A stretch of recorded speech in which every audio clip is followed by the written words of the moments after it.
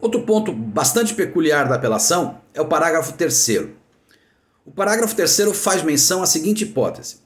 Vamos imaginar que o tribunal diante de uma sentença que não julga o mérito, o tribunal decida que ela está errada, que deveria ter ocorrido o julgamento de mérito.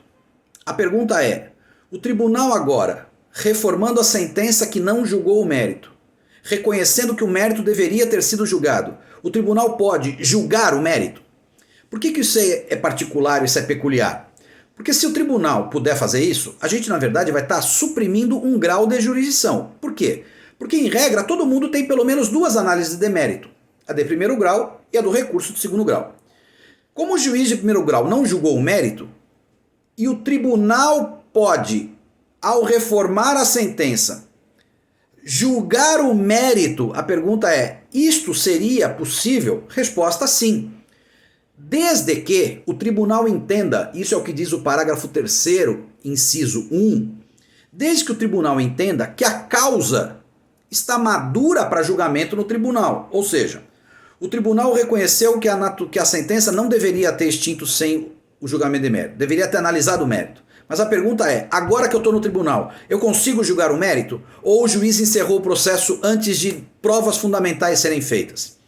Se lá no tribunal, o tribunal decidir que do jeito que o processo está, não é possível julgar o mérito, porque há provas que a parte não pôde fazer porque o processo foi extinto, ele tem que reformar a sentença e devolver o processo para o primeiro grau, para que se processe a fase de conhecimento, a fase de provas, e então uma sentença de mérito seja dada. Se o tribunal perceber que a questão é exclusivamente de direito, ou as provas já estão totalmente produzidas, por economia processual, o tribunal, portanto, anula a sentença que foi sem mérito e o próprio tribunal julga o mérito. E nesse caso a gente não terá duas decisões de mérito, só terá uma. A mesma coisa ocorre quando o tribunal anula a sentença. Ou porque ela é extra petita, ou porque ela é nula, porque ocorreu alguma... porque a sentença não tem fundamentação, por exemplo, a sentença é completamente não fundamentada. O tribunal pode reconhecer a nulidade e ao invés de mandar o processo de volta para o juiz julgar, o tribunal pode suprimir esse grau de jurisdição e ele próprio dar a sentença na vez do juiz. Será uma sentença sui generis, porque na verdade é um acórdão, mas que julgará o mérito da ação, porque antes não tinha sido feito validamente, porque a sentença foi anulada. Se foi anulada é porque não existe mais. Então aqui é mais um exemplo de um processo em que nós só teremos um julgamento de mérito, o do tribunal, mas que valeu a pena pela economia, pela celeridade. A mesma coisa quando houver uma sentença citra petita.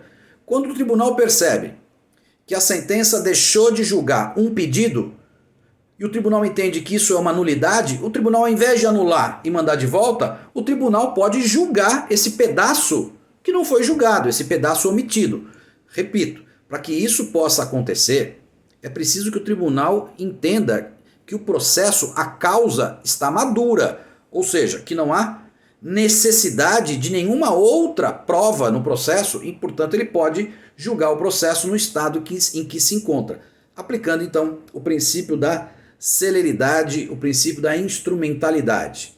Do mesmo jeito, no parágrafo 4º, quando houver o afastamento de uma prescrição ou decadência, ou seja, quando o tribunal reconhecer que a sentença que declarou a prescrição ou a decadência não é a melhor, ou seja, não havia prescrição e decadência, o tribunal, portanto, afasta a prescrição e decadência e pode ele julgar aquele mérito que não foi julgado, porque o mérito que o juiz de primeiro grau julgou não foi o mérito da lide, foi um mérito preliminar, que é o prazo para exercício do direito de ação.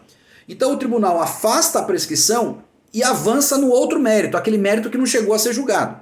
Repito, mas para isso há que ter um processo maduro, uma causa já suficientemente com a prova pronta e para que não haja prejuízo para a parte.